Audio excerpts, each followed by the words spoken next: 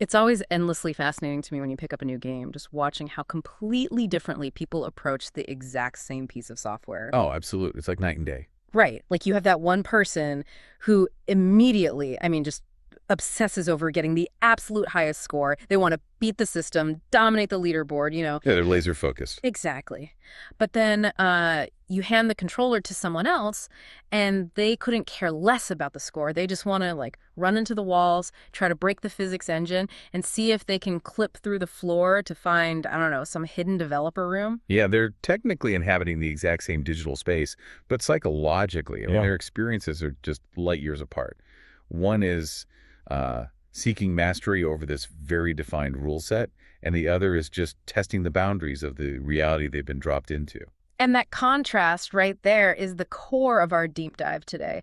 We are exploring what game designers call the social layer. Which is such a crucial concept. It really is because a game, or honestly, any interactive system, is a lot like hosting a dinner party. You aren't just designing the meal for your own palate. If you want the night to be a success, you have to account for the competitive eater who just wants to consume the most, the food critic analyzing every spice, and the person who, just came to gossip and drink wine. I love that analogy. Yeah. Because the fundamental realization of modern design is that experiences are just, well, they're never isolated. Right. Understanding those vastly different human motivations is basically the secret sauce to creating any compelling system. And that applies whether you're designing a video game, managing a team at work, or even like building a high school classroom. So to really grasp this, we're pulling from some advanced game design coursework, Jesse Schell's philosophies on gamification and psychological frameworks for play. And we have to start by looking at the psychological environment people enter when they decide to play, which designers call the magic circle. Yeah, the magic circle, which I know sounds like we're getting into something mystical, but it's actually a super grounded concept. Yeah, tell me about that. Where does that come from? So a lot of this was formalized by the developmental psychologist Jean Piaget way back in the 1930s, just by watching children play marbles. Just kids playing marbles. Exactly. He noticed that the moment the game begins, the kids spontaneously generate this autonomous set of rules. And those rules are completely separated from the rest of society. Oh, interesting. Yeah, within that physical or mental circle of play, the normal rules of the real world are totally suspended. The game's arbitrary rules just become absolute law. It's basically a binding social contract. Okay, so if I'm playing tag, society's rule against, chasing random people down the street just fades away, and the magic circle's rule that I am now, it completely takes over. You nailed it. And inside that circle, interactions kind of happen on two distinct frequencies. First, you have those internally derived roles you just mentioned, like being it in tag, or being the banker in Monopoly. Right, roles that only exist because the game mechanics literally demand them. Exactly. But the second frequency is the externally derived role. Yeah. And that's all the real-world baggage you carry across the boundary into the magic circle. Oh, like a pre-existing friendship? Yeah, friendship or a bitter sibling rivalry that suddenly colors every single move you make on the board. Okay, now I have to push back here for just a second. Sure, go for it. Because that dynamic makes perfect sense for Monopoly or Tag, right? Where you're with people. But what if I'm sitting on my couch, totally alone, playing a solo puzzle game on my phone in a completely silent apartment? How is there a social layer there? I'm not bringing a rivalry into a room with nobody in it. It's a great question. Huh. But the reality is, even in total physical isolation, you are still embedded in this invisible social web. When you play that solo game, your context is shaped by the wider culture. Like how so? Well, you might be checking a global leaderboard, right? Right. Or maybe you're browsing a Reddit forum to find a strategy for a level you're stuck on. Even just the baseline cultural knowledge that millions of other human beings are playing the exact same game fundamentally alters how you perceive your progress. Oh, I see. You're participating in a shared human endeavor. Exactly. You're never really playing alone. So the dinner party is still happening, even if I'm eating my portion alone in the kitchen because I'm instinctively comparing my meal to what everyone else is having. That is a brilliant way to put it, yeah.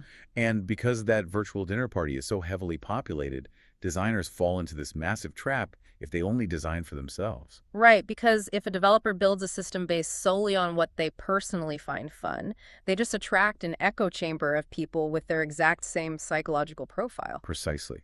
And to break out of that trap, the industry relies heavily on Richard Bartle's taxonomy of player types. Yeah, Bartle's research is super foundational here. He studied these early multi-user text-based online games, and he realized that players derive pleasure from entirely different psychological triggers. Right. He categorized these motivations into four main Bartle player types, famously using the suits of playing cards as a mnemonic to remember them. Which is so clever. So let's break those down. The first group is the achievers, represented by the diamond suit. Yeah, so Bartle describes achievers as wanting to act on the world. Their primary dopamine trigger is mastery and progression. They want to rank up, they want the high scores, the prestigious loot, all of that. So they don't really care about the scenery. Not at all. For an achiever, exploring a beautiful landscape or chatting with other players is completely secondary. It's almost an annoyance.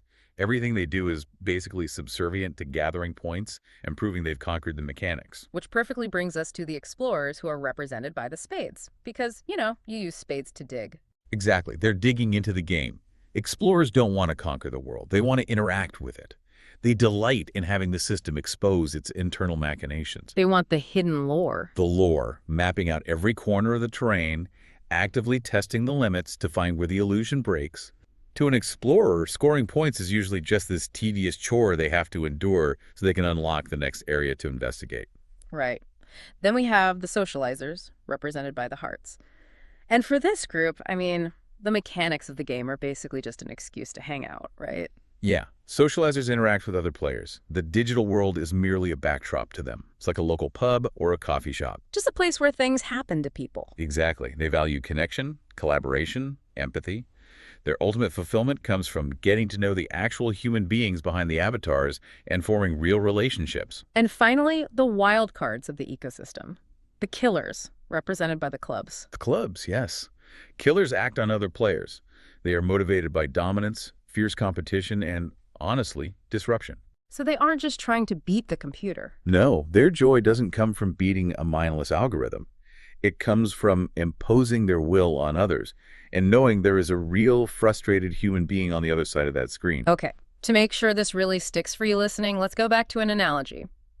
Imagine giving these four types a massive, brand new Lego set.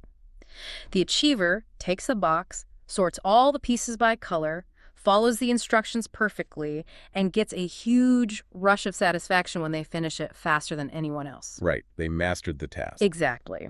Then the explorer takes the exact same box, immediately throws the instruction manual in the trash, and starts combining pieces backward just to see what weird, impossible shapes they can create. They're testing the limits of the bricks. Yep. Then the socializer uses the Legos to build a little cafe and invites their friends over to play make-believe. And then there's the killer. Yeah, the killer waits in the corner until the achiever is completely done building their perfect, pristine castle, and then just smashes it to pieces. It is a slightly tragic analogy, I'll admit, but it perfectly illustrates the central conflict of the social layer. Because categorizing the psychology is the easy part, really. Exactly. The real crucible of design is managing the chemical reaction that happens when these radically different motivations collide inside the exact same magic circle. Because what happens when killers and socializers are forced to share the same space, it's basically oil and water. Bartle noted that killers get what he termed juicy fun from causing distress. Right, it's a zero-sum game for them. Their fun actively relies on extracting it from someone else who is helpless. But to a socializer, an unprovoked attack is just a fundamentally antisocial, toxic act. A socializer might only accept violence as, a reluctant, impulsive act of revenge if a dear friend was repeatedly targeted. Their worldviews are just totally incompatible. And this is the tightrope every designer walks. Yeah. How do you balance an ecosystem where one demographic's primary source of joy actively destroys another demographic's source of joy? Seems impossible. It's hard, because if you let the killers run completely unchecked, they will just farm the socializers for tears until the environment becomes so toxic that the socializers permanently leave. And once the socializers are gone, the killers just turn on the achievers. But wait, if they're so destructive, why not just ban killers entirely? If I'm building a community or a game, why wouldn't I just design a completely safe, protective environment where no one can ever mess with anyone else's Lego castle? Because a completely safe system is very often a stagnant system. A truly vibrant, living ecosystem provides something for everyone. Emphasizing that no single type is better than another is key here. Even the killers. Even the killers.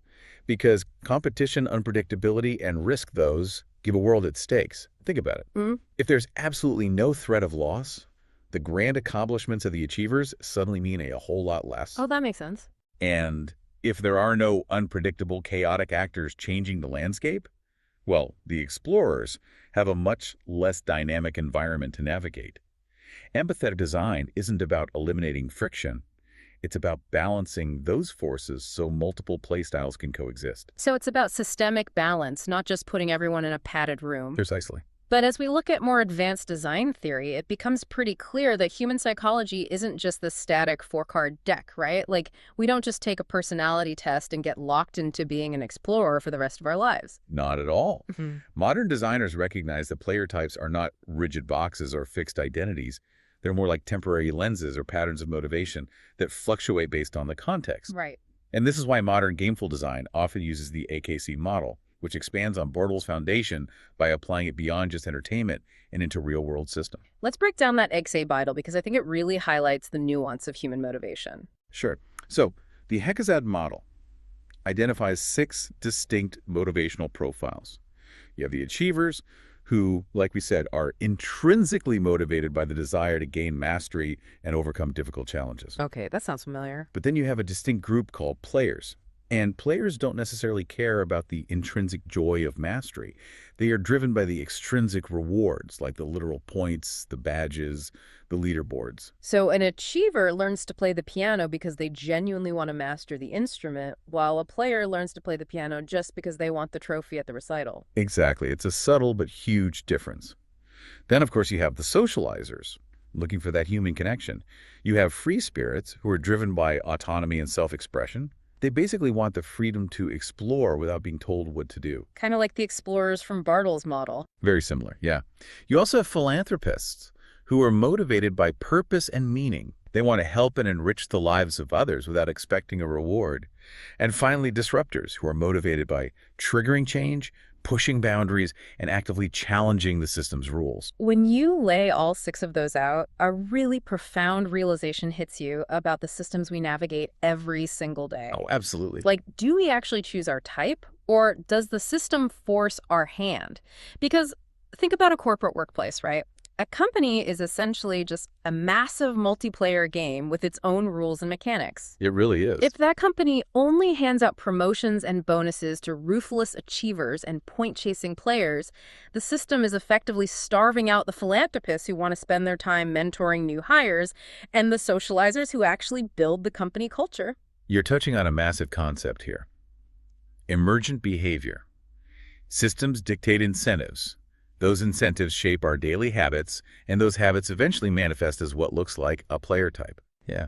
As a designer or a manager, you are indirectly molding the psychology of the people inside your magic circle, based entirely on what behaviors you choose to reward. And that leads us into what is probably the most alarming part of this deep dive. If mechanics are powerful enough to shape our behaviors and literally construct these player profiles, what happens when designers use these tools for real-world manipulation outside of just entertainment? Right. This is where we run into the concept of the gamepocalypse, which is a term popularized by the game designer Jesse Schell. The gamepocalypse. Yeah.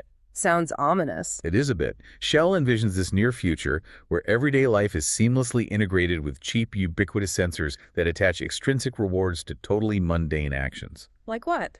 Imagine getting points for brushing your teeth for the full 2 minutes, or receiving a badge for taking the bus instead of driving, or unlocking a discount because your smartwatch tracked you drinking a specific brand of soda. I mean, getting points for brushing my teeth just sounds utterly dystopian. It reduces adult life to a kindergarten sticker chart. It does. And it operates on a very specific psychological mechanism called the Skinner box, Right. named after behaviorist B.F. Skinner. Right, the rat in the box experiment. Exactly. Skinner found that if you put a rat in a box with a lever, and the lever dispenses food at unpredictable intervals, what we call a variable ratio schedule, the rat will just obsessively press the lever. Gamified systems use this exact mechanism. They create compulsion loops. Because your brain gets a spike of dopamine, not just from the reward, but from the anticipation of the reward. Exactly. And when you unthinkingly apply that compulsion loop to commercial products, you get what design theorists call exploitationware. Exploitationware. That's a great term. It really captures it. Exploitationware uses dark patterns to disguise manipulation as fun. A dark pattern is basically a user interface, carefully crafted to trick users into doing things they might not otherwise do. Like those mobile games that won't let you progress unless you spam your friends with invites. Exactly. Consider certain theme park apps or mobile games that use adorable characters, social pressure, and artificial scarcity to create an emotional attachment. They leverage that attachment in an asymmetrical value exchange. Meaning they give you a tiny drip of digital confetti in exchange for your very real money and personal data. Exactly. But to understand just how deeply these mechanics can alter our worldview, we have to look at some extreme examples. Design theorists frequently point to the use of propaganda games. Now, I want to be super clear here for you listening.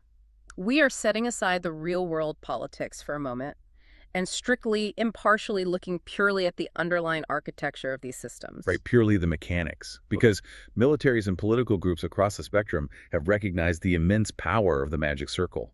For instance, the U.S. military developed America's Army, which is a tactical shooter used as a recruitment tool. Right, to teach squad maneuvers and protocols while completely sidestepping the actual moral weight of holding a weapon in combat. Exactly. And on the flip side, Hezbollah released the Special Force series. It utilizes the exact same first-person shooter mechanics, the exact same compulsion loops, but reverses the roles, placing the player in the shoes of an Arab fighter targeting the Israeli Defense Force. Both are utilizing the interactive nature of the medium to directly shape the player's reality. They are. But interestingly, game theorists actually argue that overt propaganda games like those are less dangerous than we think. Wait, really? Why? Because when we play them, our cognitive defenses are up. We know we are actively being pitched a specific ideology. The far more insidious threat is what theorists call lazy design. Lazy design? How does a designer being lazy accidentally indoctrinate someone? Well, it happens when designers unthinkingly attach those Skinner box rewards to killer behaviors against real-world demographics. Oh, I see where this is going. Think about how many modern military shooters in the post-9/11 era used populations from the Middle East as the default nameless enemy. The designers likely weren't actively trying to create propaganda. They were just relying on lazy cultural tropes to build their game. But by doing so, they use dopamine compulsion loops to implicitly reward the player for targeting people of a specific origin. Yes, it circumvents the player's critical thinking. You're too busy chasing the high score and the headshot multiplier to ask larger moral questions about the simulated violence you're participating in. Wow. So the mechanics are communicating a worldview, and neither the designer nor the player even realizes it's happening. The system is just quietly normalizing who it is acceptable to view as an obstacle. Exactly. And when you combine the sophisticated profiling of the Bartle and X-Aid models with the constant sensor-driven surveillance of Shell's Gamepocalypse, the reality becomes pretty stark. Every digital interface you touch, your phone, your car, your workplace software, is a design system actively trying to shape your behavior. You know, I kept getting stuck on this one idea when reading through the research for this, the curiosity gap. Oh yeah, that's a big one. Because if our lives become perfectly gamified to reward highly specific, measurable tasks, if we are always chasing the next ping on our phone or the next badge, do we risk permanently losing our inner explorer? It's a very real fear. If society lays down a track of constant extrinsic rewards, do we lose the ability to just wander off the beaten path just for the sheer joy of learning? It is a profound and incredibly valid concern. There's actually a massive body of psychological research on this, most notably by Alfie Kohn, dealing with what's called the overjustification effect. The overjustification effect. Yeah. Kohn demonstrated that if you take a person who intrinsically loves an activity, say a child who genuinely loves to read books, and you start paying them to do it, their behavior changes. They read more? Initially, yes, they might read more books just to get the reward. But the moment you stop paying them, they stop reading altogether. The extrinsic reward doesn't just fail to motivate them long term. It actively destroys their original intrinsic love for the activity. So a heavily gamified society might produce like a wildly efficient army of achievers and players, but it would completely extinguish the free spirits. We basically risk engineering the curiosity right out of the human experience. Yeah. And I think that is the ultimate lesson of the social layer. Whether you're building a video game, structuring a team project, or just trying to understand your own daily habits, You have to develop systemic awareness. You have to empathetically design for the achievers, the explorers, the socializers, and the killers alike. Because a really great game provides something for everyone, ensuring the ecosystem is balanced and healthy, rather than just manipulative. Absolutely. Empathy is the core of good design. Well, as we wrap up this deep dive, we want to invite you to do a little self-reflection. Take our player type quiz on the school homepage. It is a fantastic way to see which of Bartle's lenses you naturally view the world through when you step into a magic circle. And as you navigate your week, I'd challenge you to scrutinize the systems you interact with.